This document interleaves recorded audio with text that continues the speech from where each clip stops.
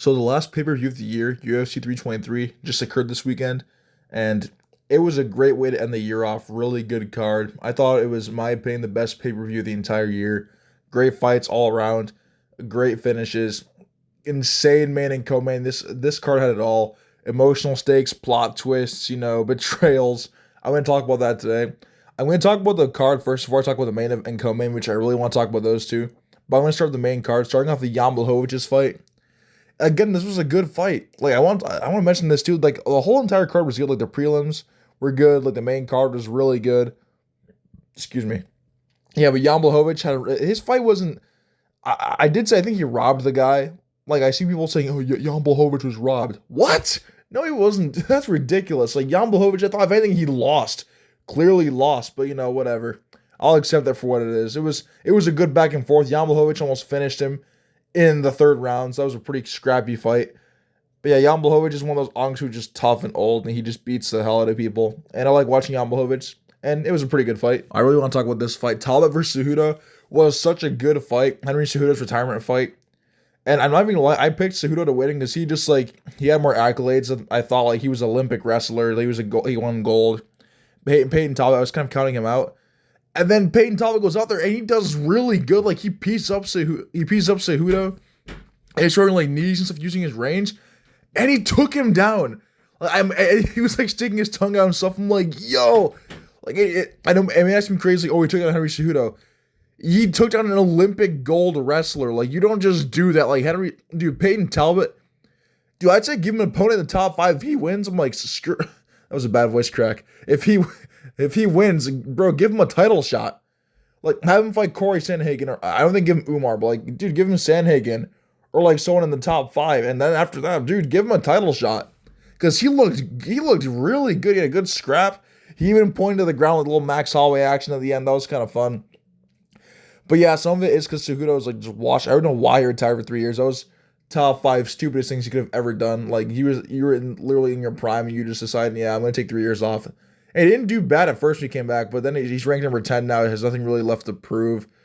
Yeah, it was a great fight. Peyton Talbot is that guy. I love Peyton Talbot. I'm sure Frank Ocean was super happy watching this fight. But yeah, really great fight. Cejudo, I'm glad he was able to retire with a fun fight. He went out with a bang. Peyton Talbot, I love the guy. Great fight. Now, Tatsuro Taira's Brendan Moreno was kind of a weird one because everyone was saying it was early stoppage. But I thought it was pretty reasonable because Brendan Moreno wasn't defending anything. Tatsuro Taira was just kind of wailing on him. He was on the ground. And Taira I thought it was going to be a boring fight at first because Brendan Moreno had him in the triangle for like a minute straight. I'm like, oh, God. I'm like, here we go. I'm like, this is going to be...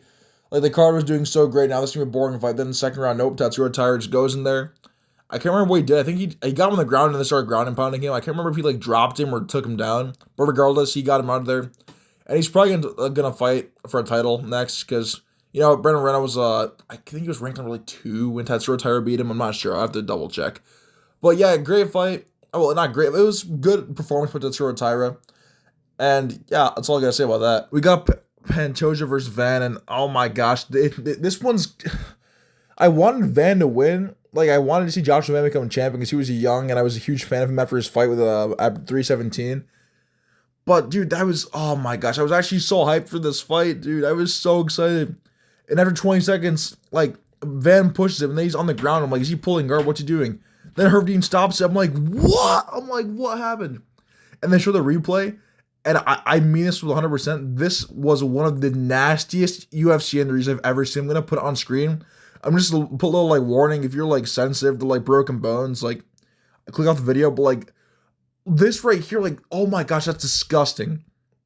That is, dude, his arm completely just snapped. Like all of his weight is on his elbow and it snapped inward. Dude, I hope he doesn't need surgery because hopefully he recovers quick. Like Pantoja posted a video saying that he's doing good. Like he has an arm sleeve that he's hoping to come back sooner than people think. But yeah, this fight, I felt so bad for Pantoja because all those went, like, people were talking about him, like, being the flyweight go over Demetrius Johnson. And now his win streak came to an end because of broken arm. Really frustrating. And people were getting mad at Van for celebrating. I get it. Like, he didn't beat Pantoja. He was beating his chest. Like, he just knocked him out. But, dude, like, at the end of the day, it's a TKO loss for Pantoja. Not too happy about that. And again, it sucks that Van to win like this because I wanted Van to win. Like, I'm like, dude, Joshua Van, I was riding the Joshua Van hype train. and he wins because of a TKO loss because his arm broke. Like, I hope Pantoja recovers. They need to rematch this fight. Like, they need to run it back as soon as possible. Like, I'd say the second Pantoja recovers, run this fight back with Joshua Van. Because even though Joshua Van has the ball, he didn't beat Pantoja. Like, keep in mind, they were fighting for about 20 seconds and the arm break happened. So Joshua Van never actually beat Pantoja. So I want to see them rematch this soon, hopefully. But yeah, I was super disappointed with the result of this. Hope Pantoja heals up. And also, one more thing is I don't see anyone being, like, mad. Because remember with Tom Aspinall, he got eye poked. Everyone was like, oh, he quit. Dude, I don't see people being, I know this is a stupid thing to say, but I know there's some people out there, MMA fans are stupid, who would probably be like, oh, well, Dan Hooker broke his arm fighting Jalen Turner. Why didn't he just thug it through it? It's just weird to me how people just pick and choose who to be mean to. Like Tom Aspinall, everyone just like just meat riding this guy or just like being annoying to this dude. Like, oh, he faked it. But Pantoja, I mean, it was bad. I think the main difference is Pantoja is you could actually see the arm snap. So it's really hard to see you quit when your arm snaps. But like, obviously he didn't quit because the arm was destroyed. But like, it's weird. People, MMA fans are weird. That's all I'm going to say about that. And the main event was probably the most interesting just turnout the entire night. Because in my past video, I actually said I wasn't going to make a prediction video because I thought Merab was going to win. But the closer the fight got, the more I had this feeling that Merab was going to lose. I don't know what it was, but I saw the interviews, the training footage. Like the Corey Sandhagen fight, I thought Merab was going to win. The Umar fight, the O'Malley fight. But this fight, I don't know what it was, but I just had this weird feeling of dread in my gut that Merab was going to lose. But I did not know it was going to be like this. Like, this is the first, I never thought I'd say this, but Merab got absolutely just demolished. And it wasn't close. There was a judge that gave 2 rounds to Merab. I completely disagree with that decision. I think it was 50-45. I'm pretty sure it's what it was. I can't remember what the score was, but Petr Yan won a huge majority of the decisions. And it's just so weird seeing Merab lose like that. It sucks because, like, I was never a huge Merab fan until before this fight. Because before, I was just, like, I didn't have, like, a personal connection with Merab. Like, I wasn't like, yeah, Merab had lost to Corey at the time. I would have been like, okay, whatever. But in those, like, 2 months until this fight, I grew to like Merab a lot. Like, ever since he won the O'Malley fight. I remember rooting against him when he fought O'Malley and hoping he'd get knocked out. Now here he is getting 50-45. I'm damn near crying. But regardless, Petr Yan is really good. Like, he looked really good. He completely just outdid Merab in the whole fight. Defended his takedowns. He even had that one moment where he picked up Merab and slammed him on his head. That was crazy. And there was that one kick to the body where he hit Merab so hard he screamed. He was like, ah! Like, that was pretty crazy. But yeah, if you told me that Pantoja and Merab would have lost their belts at the end of the year, if you told me that like last year, it would have been like, no shot. But dude, this is just insane, man. Like, Merab actually lost. And it was convinced, and it wasn't close.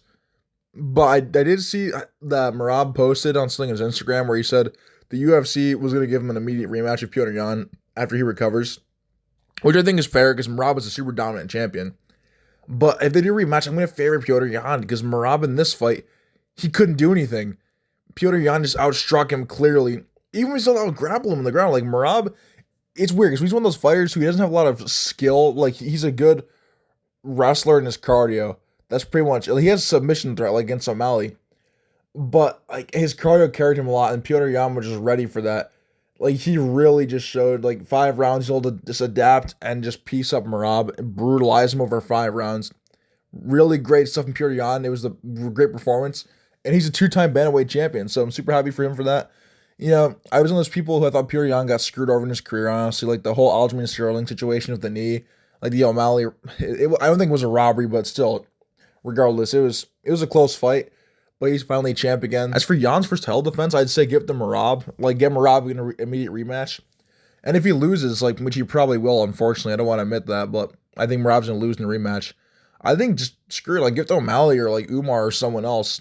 I'm fine with Umar getting a title shot if he beats Figgy, and if O'Malley beats Song Yadong, or make them fight each other for number 1 contenders spot.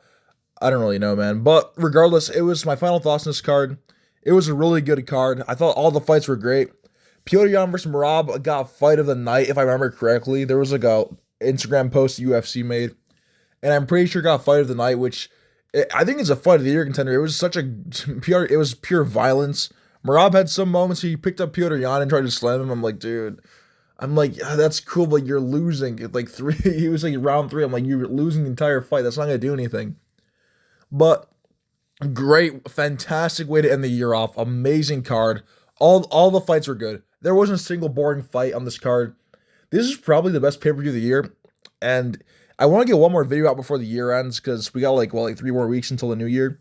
I want to get at least one more video. I'm not sure if it's gonna be like a tier list or what, but there's gonna be 6 weeks of no UFC fights, which is gonna be so annoying. Like from here till January 24th, I think it's actually the longest period of time where there's no UFC fights. Which I'm probably gonna watch the Jake Paul Anthony Joshua fight and the Andrew Tate boxing match. 'Cause I have nothing else to do. And I might do a video on those. I might do a video. You might see Sauceman MMA doing a boxing video. We'll have to wait and see. But yeah, that's it for today, guys. Make sure to like and subscribe. And yeah, have a nice day. Thanks for watching.